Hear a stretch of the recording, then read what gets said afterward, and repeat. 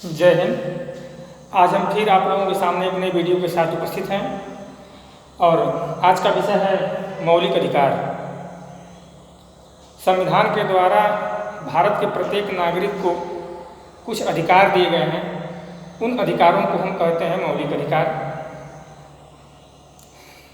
पहले यह अधिकार 7 थे, लेकिन 1978 में संपत्ति के अधिकार को मौलिक अधिकार से अलग कर दिया गया।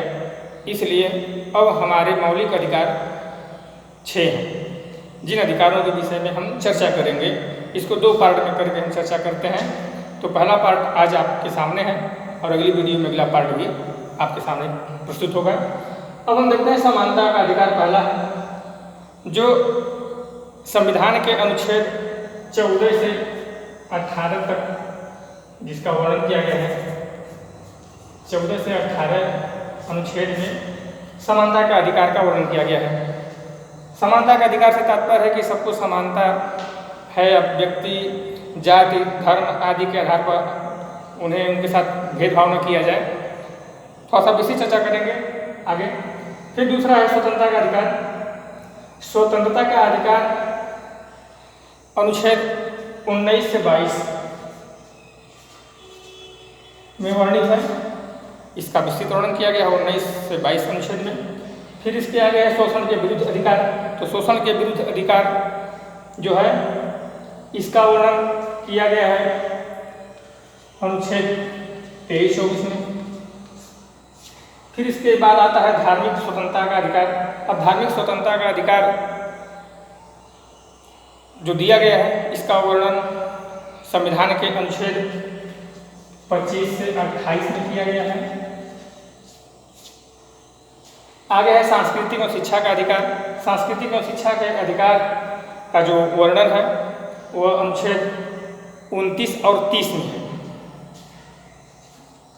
29 और 30 में सांस्कृतिक तथा शिक्षा का अधिकार है। सांस्कृतिक मतलब कि प्रत्येक व्यक्ति को अपने सांस्कृतिक शिक्षा, लिपि, भाषा आदि को बचाए रखने का अधिकार है। वह अपनी भाषा का, अपनी लिपि का, अपने संस्कृति का वह संरक्षण कर सकता है, ऐसा अधिकार दिया गया है। इसके बाद है 6वां संवैधानिक उपचारों का अधिकार। अब संवैधानिक उपचारों का अधिकार से तात्पर्य है कि जितने भी हमारे अधिकार दिए गए इसके पहले, इन सभी अधिकारों का अगर हनन हो रहा है तो व्यक्ति संवैधानिक उपचार अर्थात अपने संविधान के द्वारा दिए गए मौलिक अधिकारों के हनन के समय पुनः उसके उपचार के लिए या अपना अधिकार प्राप्त करने के लिए कानून का सहारा ले सकता है, जिसका वर्णन अनुच्छेद 32 में किया गया है। अब अनुच्छेद 32 से पहले अनुच्छेद 30 है, लेकिन अनुच्छेद 31 कहाँ है यह स्पष्ट सामने दिखाई नहीं दे रहा है। इसलिए हम ये ऐसा मानते नहीं बल्कि वो सत्य है कि अनुच्छेद 31 में संपत्ति के अधिकार का वर्णन किया गया था। लेकिन जब 1978 में संपत्ति के अधिकार को मौलिक अधिकार से अलग कर दिया गया तो इसलिए यहाँ पे अनुच्छेद 31 का जिक्र नहीं है। अब हम देखते हैं समानता का अधिकार। तो समानता का अधिकार में वर्णन किया गया है यह अनुच्छेद 14 से 18 के बीच। तो समानता के अधिकार में सबसे पहले है कानून के समक्ष अधिकार। समानता के अधिकार में पहला है कानून के समक्ष अधिकार। कानून के समक्ष अधिकार जिसका वर्णन किया गया अनुच्छेद 14 में कि कानून के सामने जाति धर्म लिंग आदि के आधार पर सभी व्यक्ति बराबर हैं। ऊंच नीच ऐसा कोई भेदभाव नहीं है। कानून के सामने जितने भी व्यक्ति हैं कानून सबके लिए एक है। वह जाति धर्म लिंग आदि को मान करके कानून अलग नहीं होगी, बल्कि सबके लिए बराबर कानून कार्य करेगी। फिर उसके बाद अनुच्छेद 15 में वर्णित है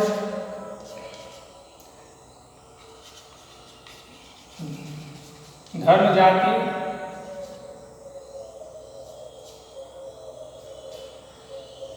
के भेदभाव का निषेध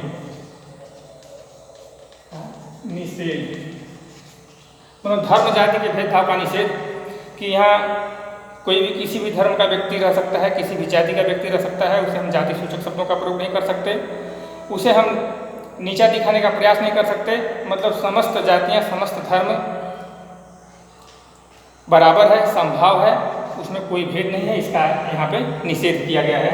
संविधान में अधिकार दिया गया है कि कोई किसी व्यक्ति के जाति या धर्म के आधार पर भेदभाव नहीं कर सकता है।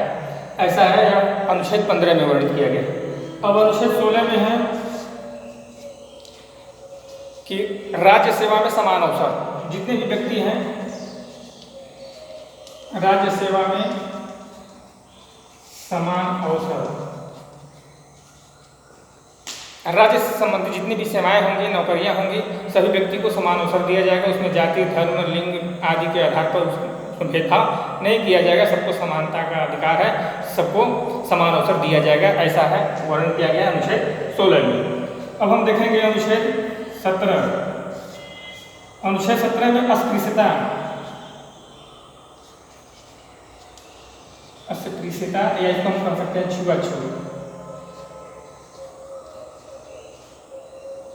छुआछूत का निषेध, मतलब छुआछूत के भेदभाव को नहीं मानना है। किसी भी धर्म का हो, किसी भी जाति का हो, महिला हो, पुरुष हो, ऐसा वर्णित किया गया संविधान में कि छुआछूत का या अस्पृश्यता का निषेध होना चाहिए। अगर कोई व्यक्ति अगर छुआछूत के भेदभाव को मानने वाला पाया जाता है, अगर उसके साथ अगर कानूनी प्रक्रिया अगर चलती है तो वह दंडनीय अपराध है, उसे दंड दिया जाएगा संविधान के अनुच्छेद 17 के अनुसार। अब आगे हम देख लेंगे अनुच्छेद 18 में क्या वर्णन है। जो समानता का अधिकार है वह समानता का अधिकार अनुच्छेद 14 से लेकर के अनुच्छेद 18 तक वर्णित किया गया है। वह 18 है उपाधियों का निषेध, उपाधियों का निषेध। अब इसका तात्पर्य होगा कि जो भी उपाधि दी जाती है, चाहे वो जाति सूचक उपाधि हो या कोई व्यक्तिगत उपाधि हो, किसी संगठन के द्वारा हो, इन उपाधियों का निषेध किया गया है। और करने का कारण यह हुआ है कि तमाम तरह के इसमें व्यक्ति अपने आप को ऊंचा दिखाने के लिए व्यक्ति थोड़ा सा अपने अलग भाव प्रस्तुत करने लगता है, तो उपाधियों का निषेध भी निषेध कर दिया गया है। दूसरी चीज़ है कि अगर विदेश से भी कोई और उपाधि दी जा रही है अगर हमारे भारतीय व्यक्ति को, तो भारतीय व्यक्ति तब तक उस उपाधि को प्राप्त नहीं करेगा, उपाधि को ग्रहण नहीं करेगा जब तक कि वह राष्ट्रपति की अनुमति न ले ले। तो इस तरह से विदेशियों के द्वारा दिए गए उपाधि या कुछ ऐसी उपाधियां हैं जो समाज में या देश में अखंडता या संप्रभुता पर अगर आँच आए या व्यक्ति को उच्चतम या उन्नत प्रस्तुत करने का वहाँ पे अवसर प्रदान करें या व्यक्ति को अपने हाई प्रोफाइल भाव उत्पन्न करने का अगर भाव पैदा करता है, तो ऐसी उपाधियों का निषेध है। ऐसी उपाधि नहीं दी जाएगी। यह उपाधि शिक्षा और सेना के क्षेत्र में दी जा सकती है, वहाँ रोक टोक नहीं है। तो इस तरह से हम देख लेते हैं कि समानता का अधिकार जो है 14 से 18 तक अनुच्छेद में वर्णित है। अब इसके आगे हम देख लेंगे स्वतंत्रता का अधिकार, जो दूसरा है स्वतंत्रता का अधिकार। अब इसमें देख लेंगे स्वतंत्रता के अधिकार में 4-6 अधिकार हैं जो मिले हैं। तो स्वतंत्रता के अधिकार में अनुच्छेद 19 में वर्णित है कि व्यक्ति अपने विचारों को, अपने अभिव्यक्ति को कहीं भी विचार अभिव्यक्त कर सकता है। यहाँ दिए गए हैं विचार अभिव्यक्ति।